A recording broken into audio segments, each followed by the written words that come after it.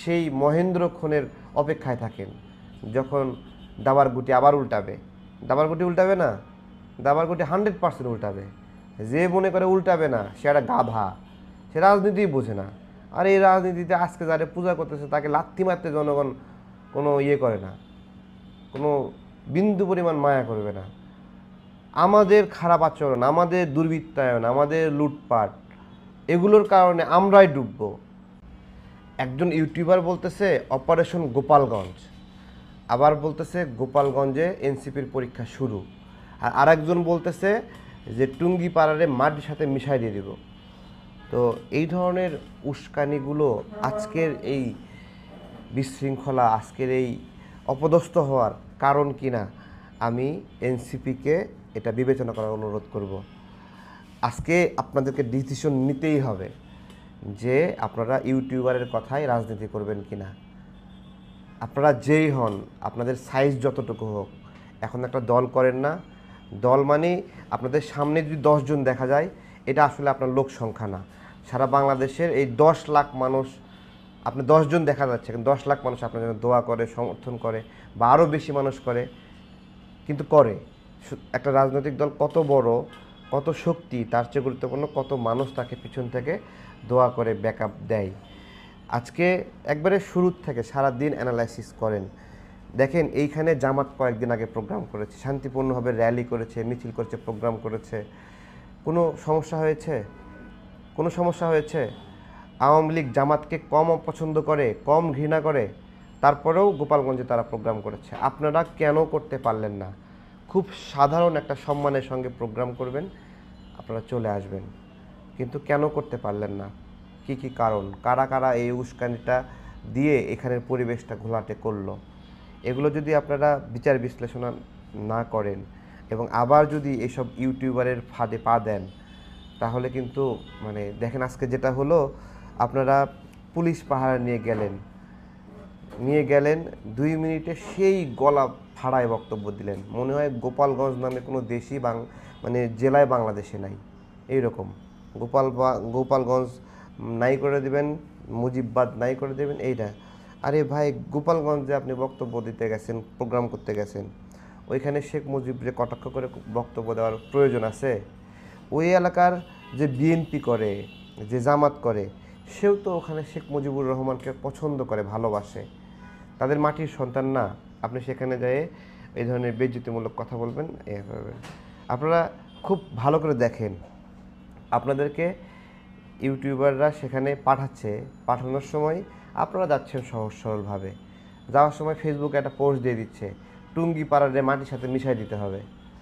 এবার বলেন, আপনাদেরকে পাঠাচ্ছে টুঙ্গিপাড়া মাটির সাথে, একদিকে পাঠালো, আরেকদিকে ওইখানে উস্কানি দিয়ে রাখলো যে টুঙ্গিপাড়ারে আপনারা মাটির সাথে মিশাই দেবেন। পরিণামে কি হলো? সেনাবাহিনীর এপিসিতে করে ঢুইকা ওইখান থেকে চলে আসতে হলো। পুরা বিষয়টা আমাদের সবার জন্য দুঃখজনক, আমাদের জন্য দুঃখজনক। এবং জুলাই গণ অভ্যুত্থানের স্টেক হোল্ডার অংশ আপনারা।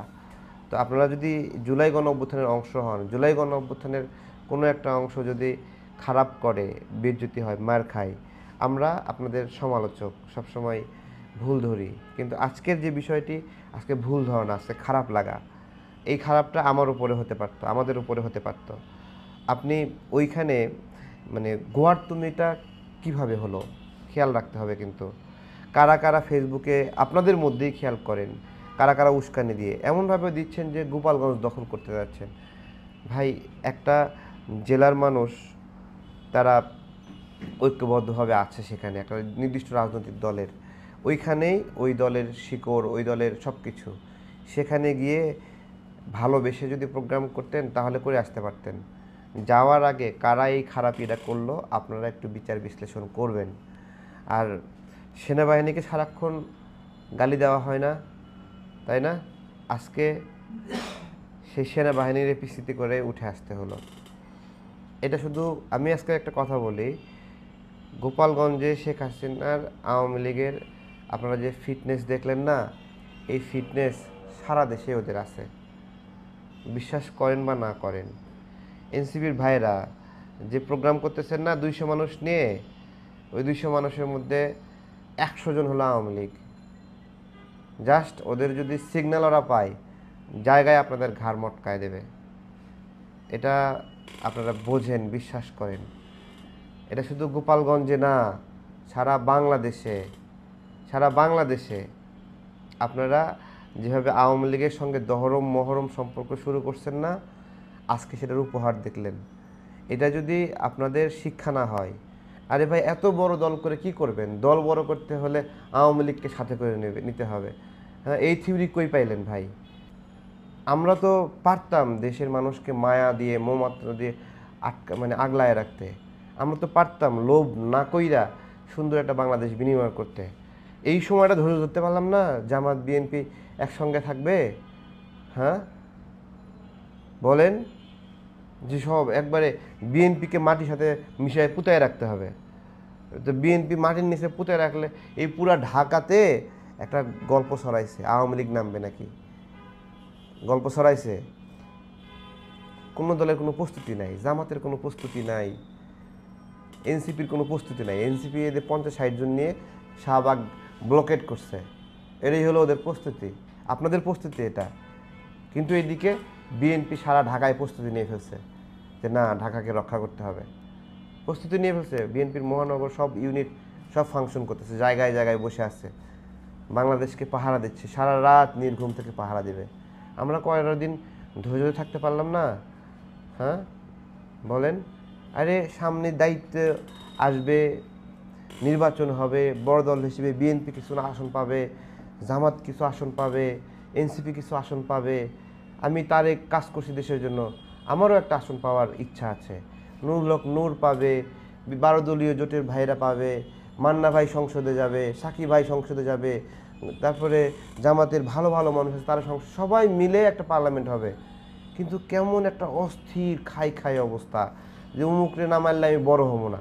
ভাই আরেকজনরে মাইরেই বড় হতে হবে, আরেকজনরে ডুবাইয়েই বড় হতে হবে, সাথে করে নিয়ে বড় হতে পারবেন না। একটু মনটা বড় করেন। আজকে ইউটিউবারদের খপ্পরে পড়ে আপনারা যা করলেন, যদি শিক্ষা না হয়, হ্যাঁ, তাহলে আর কেউ শিক্ষা দিতে পারবে না আপনাদের। ভালো থাকবেন।